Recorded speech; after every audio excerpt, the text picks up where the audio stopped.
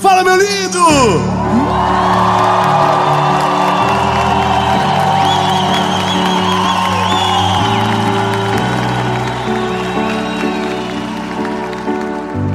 Essa é a última mensagem da série Sabedoria.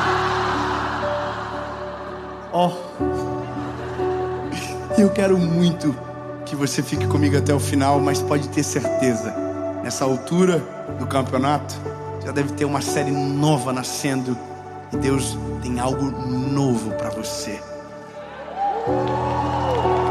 Mas, como a gente precisa terminar, a última mensagem, ela sempre tem algo diferente. E essa mensagem nasceu dentro de uma reunião de escola, onde Deus moeu o meu coração com uma palavra e que eu quero que você viva isso comigo. Antes, curte o vídeo, comenta, compartilha, manda para todo mundo, se inscreve no canal, é rapidinho, você aperta o botão, se inscreve, ativa o sininho. Nós estamos chegando a 10 milhões de inscritos, que Deus nos ajude, nós vamos chegar. Irmão, nós vamos chegar a 20 milhões e não chega a 10, é confusão, é ansiedade. Mas vamos chegar, quanto mais gente alcançada pela palavra, melhor. E por falar em palavra, vamos para o vídeo.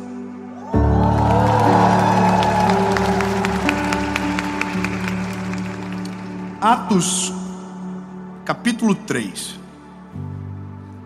Pedro e João estavam subindo juntos ao templo na hora da oração. Estava sendo carregado um homem coxo desde o ventre de sua mãe, o qual diariamente colocava-se à porta do templo, chamada Formosa, para pedir esmolas aos que passavam. Interessante falar sobre paciência usando um milagre, mas você vai entender. Eu não sei qual é a melhor forma de começar de verdade. Se eu conto o milagre ou conto o porquê falar sobre esse milagre quando se trata de paciência. Talvez seja interessante ou melhor a gente falar como nasceu. Não. Será? Bom, não sei você, mas paciência é uma coisa difícil. É um pouco extinta da nossa geração. Porque a gente foi perdendo à medida que o mundo ficou tudo muito rápido. Internet e tudo isso que você já sabe, que deixou a gente muito acelerado. Áudio, 2 vezes. 5 minutos ouve em 2,5. Isso é uma bênção de Deus. E a gente aprendeu a fazer o nosso cérebro ouvir em 2 vezes. E se inventar em 4, a gente vai dar conta. Porque a gente está sem paciência, não é verdade?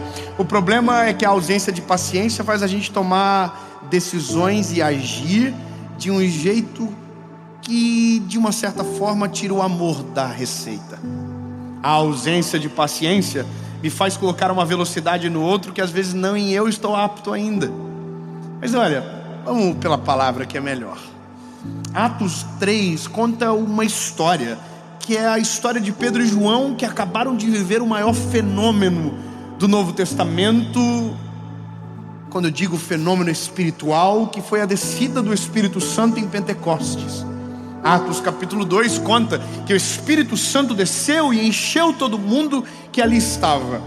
Só que veja que importante essa reflexão. O que é ser cheio do Espírito Santo? E a gente, não sei você, mas eu sou de um tempo que ser cheio do Espírito Santo é quem falava em línguas estranhas. Sabe aquela parada? Não sei se você sabe, então eu preciso explicar. O meu público não é só quem viveu dentro da igreja, muitos são de quem nunca entraram. Falar em línguas, um dom que todos nós que nascemos na igreja, talvez por um tempo pensávamos que só quem falava em línguas estranhas era cheio do Espírito Santo. Deixa pra lá, não quero falar mais, não fica estranho, fica ofensivo. Mas veja, falar em línguas, durante muito tempo a gente pensava que era isso, só que não. Uma coisa é uma coisa, outra coisa é outra coisa. Uau, que profundo. E isso não é ser cheio do Espírito Santo. Ser cheio do Espírito Santo é ser cheio de Deus. E quando eu digo ser cheio de Deus, é carregar os atributos de Deus na nossa vida. E o que Deus é? Deus é paciente, benevolente, amor, misericórdia, compaixão. Então, quando você diz que alguém é cheio do Espírito Santo, é porque ele carrega na sua essência os atributos de Deus: paciência, benevolência. E é isso. Então Pedro e João acabaram de ser cheios do Espírito Santo. Então a imagem que a gente vem agora à cabeça não é só alguém pulando de alegria, é alguém vivendo de maneira justa, é alguém vivendo da maneira de Cristo. Então veja o que acontece quando alguém vive na maneira de Cristo. Eles estão indo para o templo na hora da oração, porque entenderam que quanto mais tem, mais querem. Isso é a presença de Jesus. Quanto mais a gente o conhece, mais a gente o deseja. Então eles estão indo para o templo na hora da oração, ponto. Agora, quando eles estão chegando, eles encontram um paralítico. Na verdade não é um paralítico, é um coxo. O paralítico não anda, o coxo anda, mas tem dificuldade. É alguém manco. Então eles encontram um coxo e eles dizem algo, e eu estou sendo bem conciso. Eles dizem: nós não temos prata nem ouro, mas aquilo que nós temos, isso te damos. Levanta e anda. Muito obrigado pelo aleluia. Obrigado. Bom, veja, acabou, parece que o milagre está pronto. Então agora ele levanta, anda e sai. Só que aí a Bíblia vai dizer que não foi assim que aconteceu. Não foi imediato. A Bíblia diz que eles falaram levanta e anda, mas o coxo não levantou. O coxo foi levantado. Vou ser mais claro. Existe um coxo sentado à porta, pedindo esmolas, dizendo: dá-me uma esmola, por favor. Há muito tempo, a Bíblia diz que desde sempre ele fazia da mesma forma. Só que agora, quando eles chegam, eles dizem: levanta e anda. Só tem uma reflexão importante. Uma ordem para quem nunca andou é diferente. Veja, como que eu falo levanta e anda para alguém que nunca andou e que não sabe exatamente o que é isso? Quer ver, quem tem filhos aqui, levante a mão. Bom, eu tenho 3. Cortei, chega muito filho, maravilhoso, mas se vier o quarto, a confusão está garantida. Mas veja, quando a gente tem filho, tem uma parada, irmão, que pega todos os pais: o tal do andar. Irmão, e é uma competição do mal, porque um pai fala pro outro: meu filho andou com 11 meses. Aí você fala assim: o quê? Meu filho está com 11,5 e não está andando, deve ter algum problema. Aí você vai pro Google, e aí você pega uns pais mais psicopatas que falam: meu filho andou com 7. Aí você fala: pronto, eu estou com um problema, meu filho deve ter um problema. Porque a gente tem uma questão que a gente quer ver os nossos filhos rapidamente amadurecerem. Então a gente quer que os nossos filhos tirem e saiam da fralda logo. A gente quer que os nossos filhos andem logo. E a gente quer que eles façam no nosso tempo. E isso é o mal de todos os pais. A gente não tem paciência, porque a gente já anda, a gente já saiu da fralda há muito tempo, a gente já amadureceu há muito tempo. Então a gente quer que os nossos filhos acelerem o passo, até um dia que a gente diga: que saudade de quando não andava, que saudade de quando pedia para eu levar no banheiro e limpar o bumbumzinho, que saudade. Então a gente acelera tanto que um dia descobre que fez errado e que deveria ter sido mais respeitoso.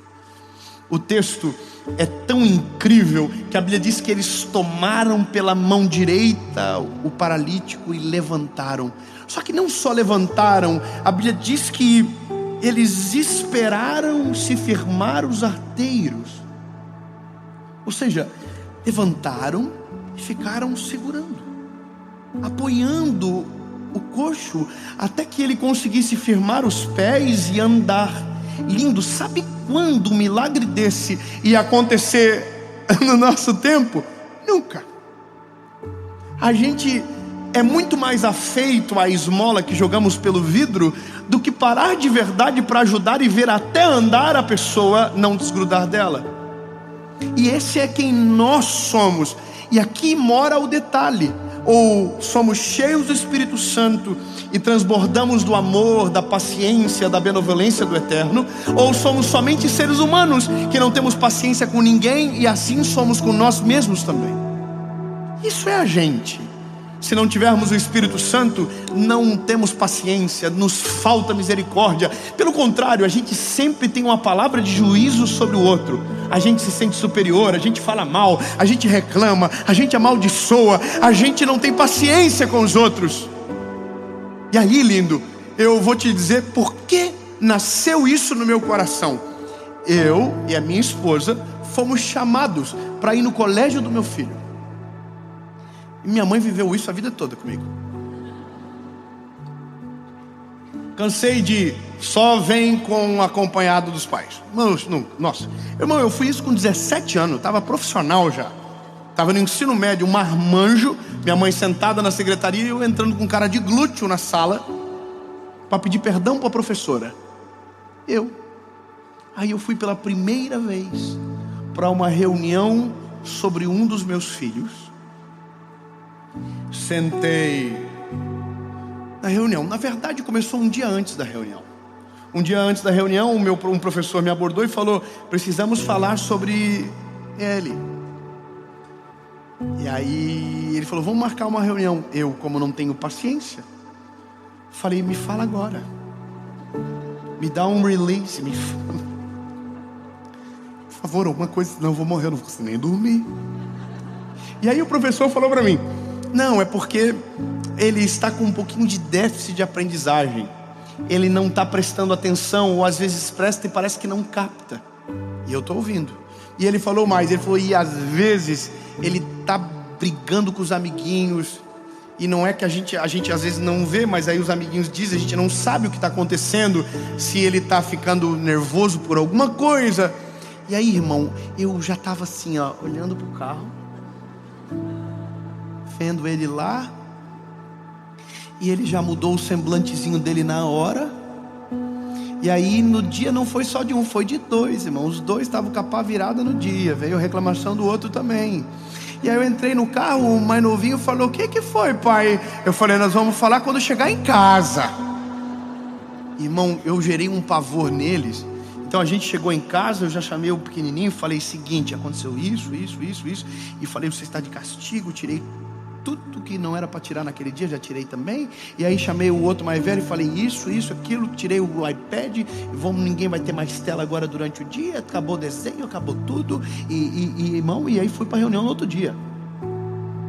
Não tinha nem conseguido a reunião não. E aí eu cheguei na reunião, e aí tinha uma mulher muito preparada, que começou a contar o que estava acontecendo. E aí, irmão, eu estava assim, ó, preciso falar o que eu fiz. Mas daí eu pensei: não vou falar o que eu fiz, vou falar o que eu vou fazer. Pegou? Aí, irmão, ela contou tudo, eu falei: eu sei o que eu vou fazer. E aí comecei a falar o que eu fiz, dizendo que ia fazer, entendeu? E aí, irmão, ela só fez assim, ó: não faz isso não.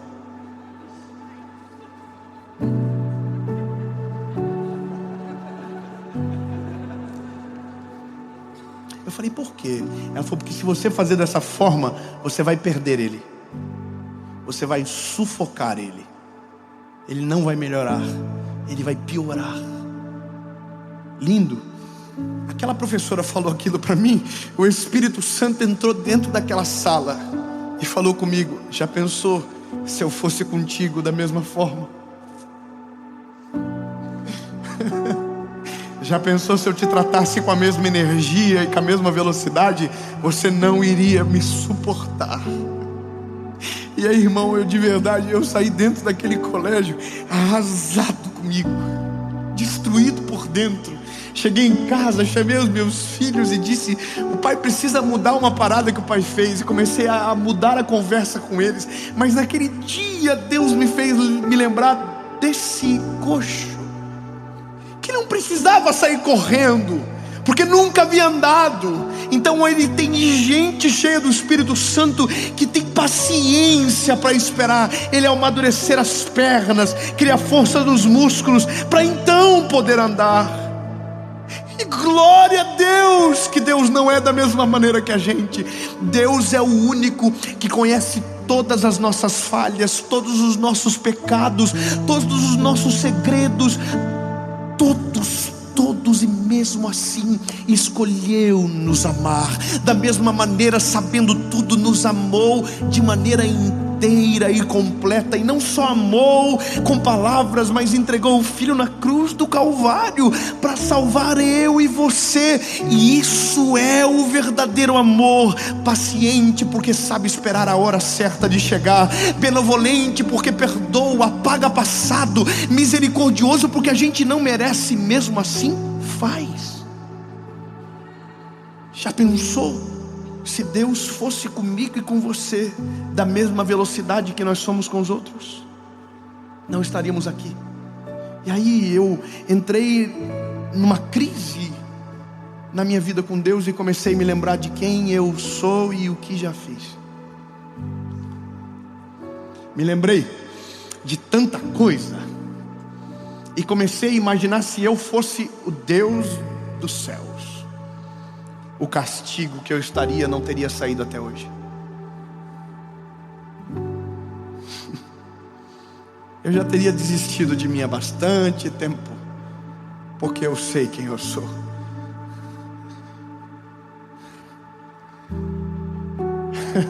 Sabe que eu descobri naquele dia que o déficit de aprendizagem do João tinha a ver comigo, não tinha a ver com ele, tinha a ver comigo. Eu conversei com ele de um jeito que não tinha nunca conversado. Eu falei: filho, o que acontece com você? E ele me lembrou o dia que eu tentei fazer ele aprender matemática da mesma maneira que eu aprendi. E aí eu entendi, lindo, que o meu filho ele estava daquele jeitinho por conta minha. Deus sabe como agir comigo, com você. Se ele for da mesma energia que você é, ele te perde. E Deus não perde ninguém. Deus é amoroso, misericordioso. E eu sei que isso tem um grande risco de falar para você, de você ficar folgado. Mas lindo, eu vou ser claro com você. A paciência de Deus não é para te dar o direito de atrasar, mas é para que você cresça sem medo do Pai. A paciência de Deus não é aquilo que te dá o direito de fazer do jeito que você quer e Ele vai ficar esperando do jeito que Ele está. Não, não, não, não. A paciência de Deus é aquele que dá o tempo para você crescer, amadurecer e florescer, sem interromper as etapas e sem te fazer acelerar antes do tempo, sem te fazer andar antes de te deixar cair, para aprender a suportar as quedas. O Deus que a gente serve é paciente para respeitar todos os nossos processos. Lindo, eu sou o que sou hoje porque sou o acúmulo de histórias que Deus me deixou viver. Deus me deixou cair, Deus me deixou deslizar, Deus me deixou perder, Deus me deixou decidir errado. Deus foi paciente. Então eu sou o acúmulo das histórias que carrego. Se Deus não deixasse, seria superficial, não teria estrutura para suportar algumas coisas. Então Deus exerce paciência, deixa a gente suportar a crise das nossas escolhas, para nos ter mais forte e caminhando com saúde. A gente perde a noção do que Deus é, porque não somos o reflexo do Pai que Ele é. E esse é o problema nosso. A palavra Pai, ela é confusa, porque todos nós tivemos um tipo de paternidade diferente. Uns, os pais foram mais presentes, outros mais ausentes. Uns mais violentos, outros mais calmos. Mas todos nós tivemos pais que foram falhos. E eu quero que você entenda que o dia que você for pai, se ainda não o for, você será falho em alguma coisa. Nós não somos perfeitos. Então, quando falamos da paternidade de Deus, pensando que nele existe falhas, nós estamos errados, porque o amor dele é diferente, a maneira dele proceder é diferente. Ele não corre na nossa direção para nos castigar, ele corre para nos pegar no colo. Ele não corre na nossa direção para nos machucar, ele corre para sarar as nossas feridas. Ele não vai na nossa direção para nos ameaçar e colocar contra a parede. Não, ele vai para nos perdoar, para nos dar um novo caminho, para restaurar as nossas forças, para aliviar o nosso cansaço. E esse é o problema. A gente se assusta porque se fosse nós no lugar dele seria diferente. E por isso tem tanto tanta gente vivendo oprimida e sufocada no mundo, porque pensa que Deus age com ele da mesma maneira que ele age com os outros, e não é assim. Deus é paciente. Deus tem paciência com você. Deus teve paciência comigo. Deus esperou eu tomar vergonha na cara 19 anos da minha vida, e depois que tomei vergonha, tive que tomar mais vergonhas, e até hoje Deus está esperando coisas que eu preciso amadurecer urgente, e que ainda não amadureci. Deus está aí, estou te esperando, meu lindinho. Bora, continua crescendo, continua amadurecendo, continua dependendo de mim. Crescer e amadurecer não significa perder a dependência, pelo contrário, me faz subir todas as vezes para pregar com temor no coração, dizendo: Jesus, eu ainda preciso de Ti. Eu não vou crescer o suficiente a ponto de viver longe da Tua presença. Senhor, eu preciso todos os dias e cada dia mais. Mas Deus espera. Lindo.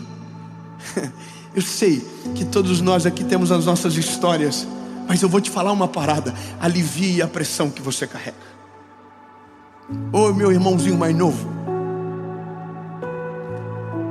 bebê da família, bebê da casa, que acabou de chegar agora na presença de Jesus, de boa. Você não precisa ter a mesma intensidade de que alguém que caminhou mais tempo do que você. E relaxa, deixa os irmãos mais velhos para lá. Sabe qual que é o nosso problema às vezes? É porque o pai é paciente e os irmãos são revoltados.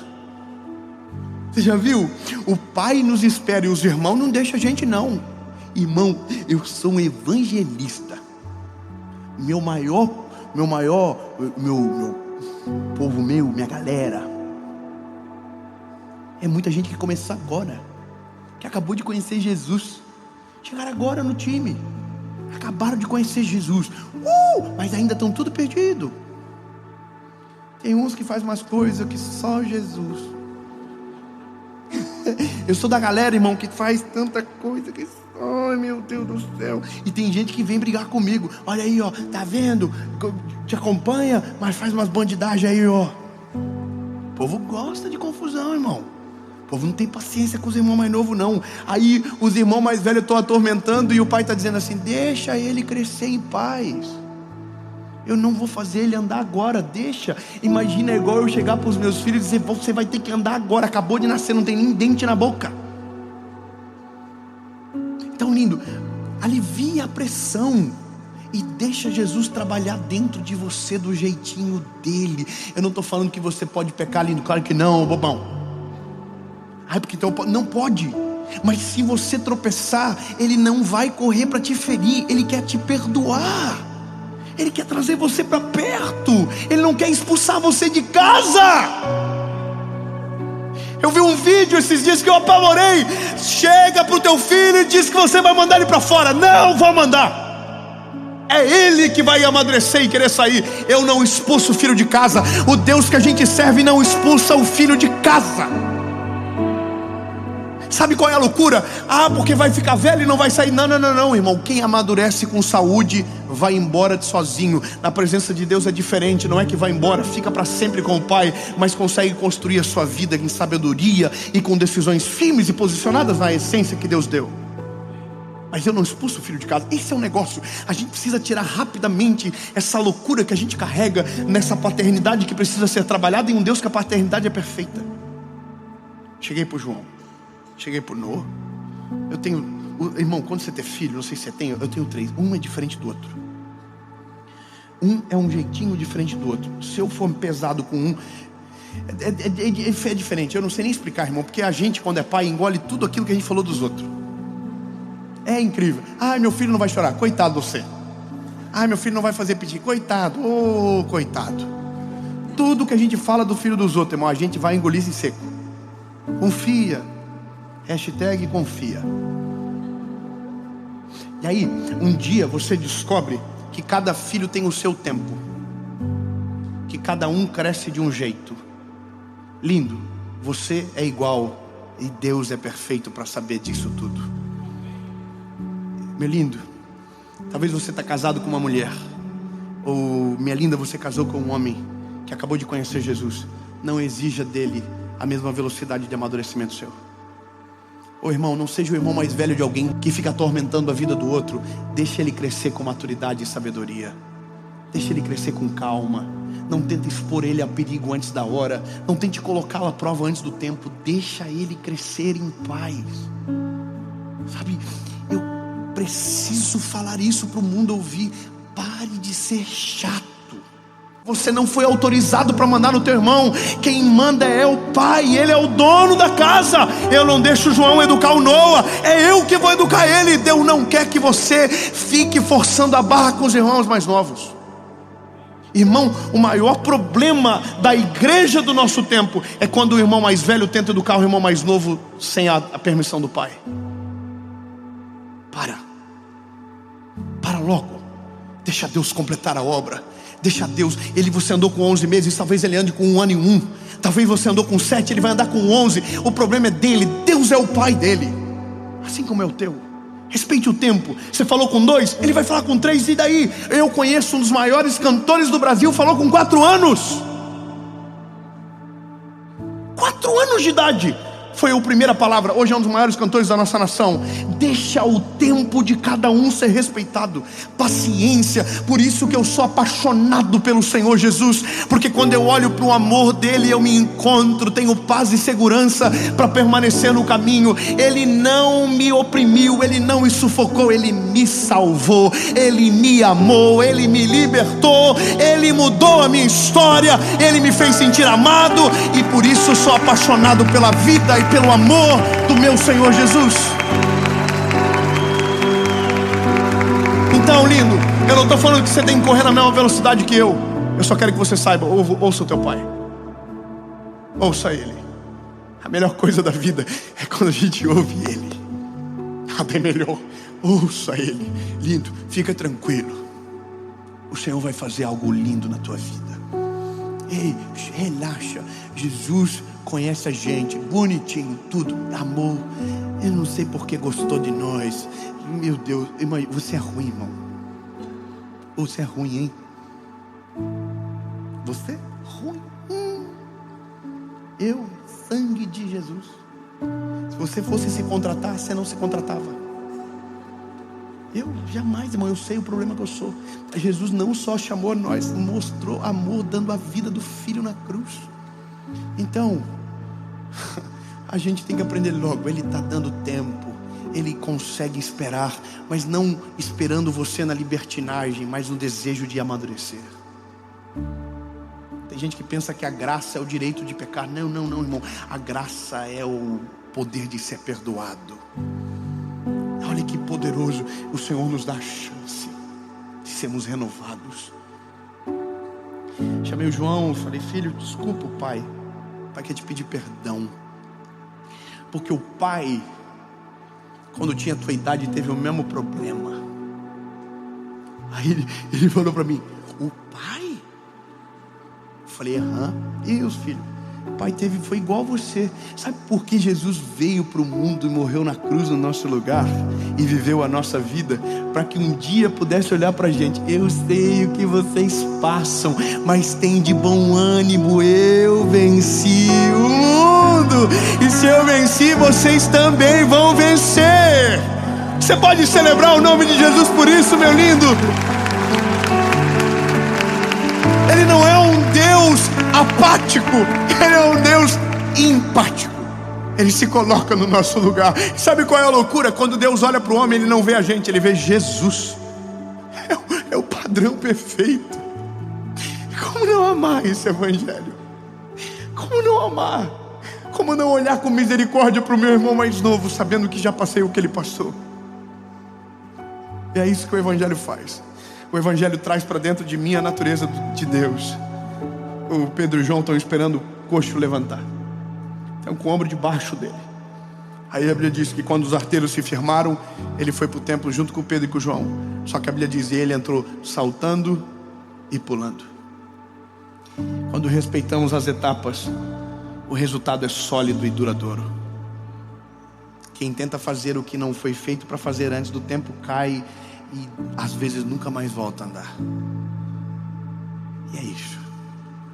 O João está aprendendo a contar, está aprendendo a ler, está aprendendo as palavras.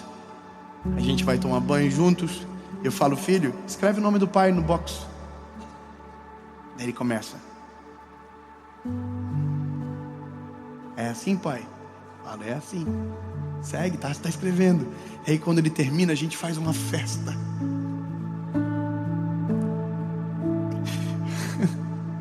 E aí eu fico imaginando o Senhor comigo, Deus comigo e com você.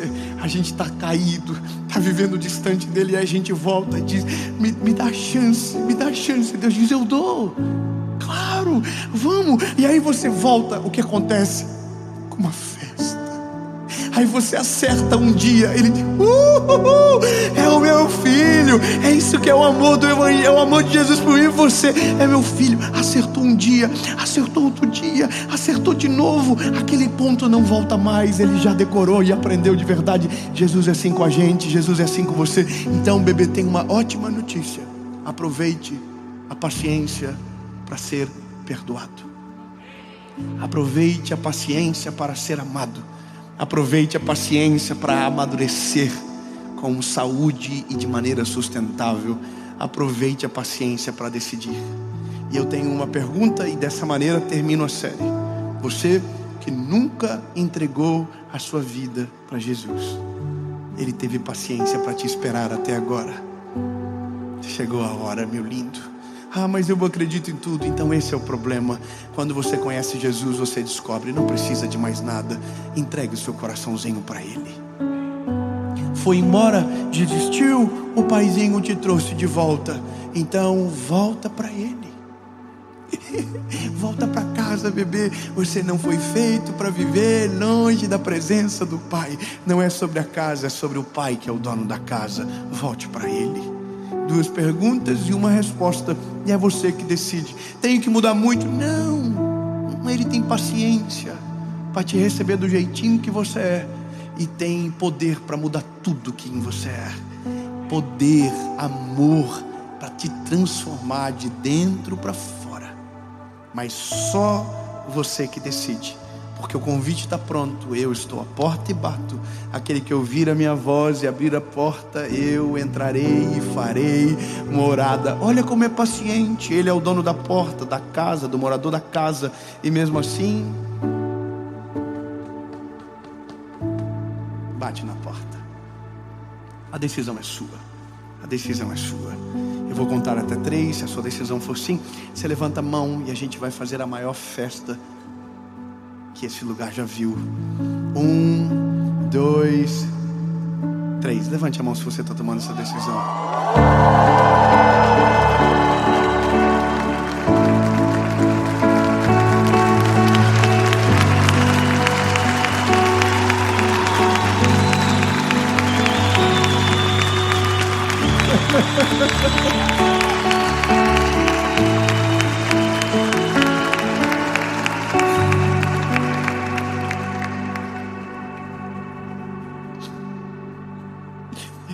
Por que tantas mãos se levantam? É porque tem algo que constrange mais do que o medo. O amor. É o amor que constrange mais. Nada é mais poderoso do que o amor. O amor vence o medo, lança fora, transforma, muda o homem, constrange a ponto de nos fazer melhorar sem dores. O João está melhorando sem dores, o Noah está melhorando sem dores, e eu só tive as dores das crises que escolhi, porque o Pai sempre quis um plano perfeito, assim como quer para você. Sua decisão é sim, sua decisão é sim. Você vai repetir comigo uma oração, palavra após palavra, e aí fechamos a série Sabedoria. Diga comigo: Senhor Jesus, eu reconheço que sou falho e pecador. Me perdoa pelos meus pecados. Apaga o meu passado e escreve uma nova história. Eu nunca mais serei o mesmo.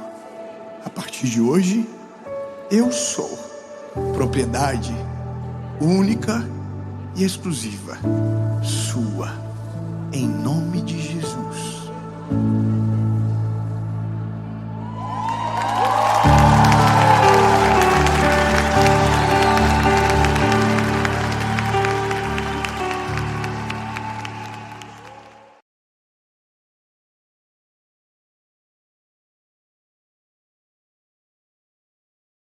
던중 10대가 카메라 끈을 잡아당겨 카메라 본체를 잡고 땅바닥에 세게 내리쳤습니다. 부서지는 소리가 울렸다. 하나님을 위해 나는 머리와 마음을 비워둡니다. 눈앞에 카메라가 산산조각이 났다. 키우린의 눈에는 승리와 잔인함이 있습니다. 나도 가질 수 없고 너도 가질 수 없다. 절망과 분노의 쓰나미가 나를 덮쳤습니다. 나는 키우린의 머리카락을 잡고 온 힘을 다해 그녀의 머리를 벽에 세게 부딪혔다. 딱 한 발의 피가 흘렀다. 그녀는 비명을 질렀다. 내 손을 묶고 나를 구해주세요. 오, 누군가가 나를 죽이고 싶어 합니다. 방 문이 열렸다. 그러자 바가 달려들었습니다. 키우린의 비참한 상태를 본 KY 탄의 눈은 빛나고 화를 냈습니다. 그는 나를 벽에 세게 밀며 소리쳤다. 찹쌀렘, 미쳤구나. 별 키우린 뒤에서 이마를 움켜쥐고 다리를 굽히는 듯 떨렸다. 에이 탄, 너무 무서워요. 나는 그를 밀어내고 바닥에 무릎을 꿇고 몸을 떨었습니다. 카메라에 깨진 조각을 집어들고 날카로운 유리 조각을 교체해 보았습니다. 손가락마다 피가 난다. 하지만 난 상관없어. 무엇을 하든 해당 조각은 다칠 수 없습니다. 그런 다음 탄은 내 손을 세게 당기며 소리쳤습니다. 진정하세요. 저리 가세요. 부서져 다시 조립할 수 없습니다. 온 몸이 떨렸고 눈물이 쉴 새 없이 흘러내렸다. 그는 이를 악물고 목소리에는 분노가 가득했다. 그냥 낡고 고장난 카메라가 아닌데 왜 새 카메라를 사나요? 왜 이렇게까지 미칠 필요가 있나요? 피 나올 때까지 사야겠어요. 비릿한 냄새가 입안을 가득 채웠다. 그냥 오래된 카메라야. 그것은 우리 어머니의 유일한 기념품이었지만 그의 눈에는 그것은 단지 한 가지에 불과했습니다. 나는 고개를 들어 올려다보았다. 깊은 분노를 참을 수 없었다. 나는 손을 휘둘러 악마의 얼굴을 세게 내리쳤다. 손가락 끝이 피로 물들어 그의 뺨에 붉은 자국이 남았다. 가세요, 가세요. 그의 놀란 눈앞에서 나는 약혼 반지를 손에서 떼어 쓰레기통에 버렸다. 나는